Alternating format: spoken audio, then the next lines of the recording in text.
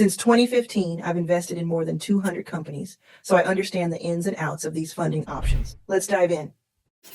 Bootstrapping means starting and growing your business with your own resources without external funding. It's a path many founders take to retain full control and ownership. If you're in the early testing phase and need to validate your idea without taking on debt or giving away equity. If you have a business model that can generate sustainable revenue early on, bootstrapping can be a viable option.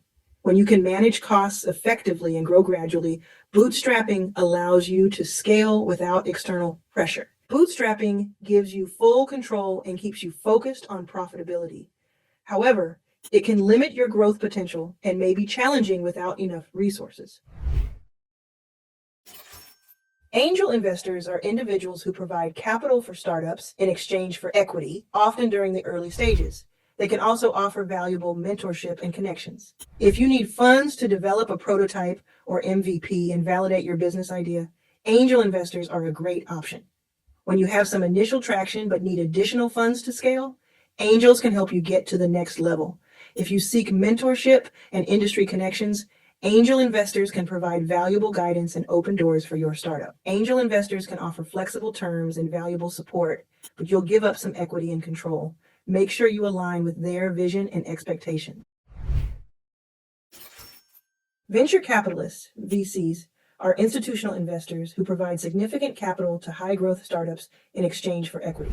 They often take an active role in guiding the company. Ensure you have a validated idea and traction with key metrics like user growth and revenue. VCs want to see that your product works and there's demand for it. VCs look for startups with high growth potential and scalable business models. If you can grow rapidly and capture a large market, you're a good candidate for VC funding. If your startup requires substantial capital for scaling, such as for product development, market expansion, or hiring talent, VC funding can provide the necessary resources. VCs bring not just capital, but also strategic guidance and industry connections. However, you'll give up equity and some control, and there are high expectations for rapid growth and returns. Bootstrapping allows you to retain full control, while raising from angels and VCs means giving up some equity and control. VC funding offers the most resources for rapid growth, followed by angel investors, while bootstrapping might limit growth due to resource constraints. Bootstrapping and angel investors generally come with less pressure than VC funding, which involves high expectations for fast growth and returns.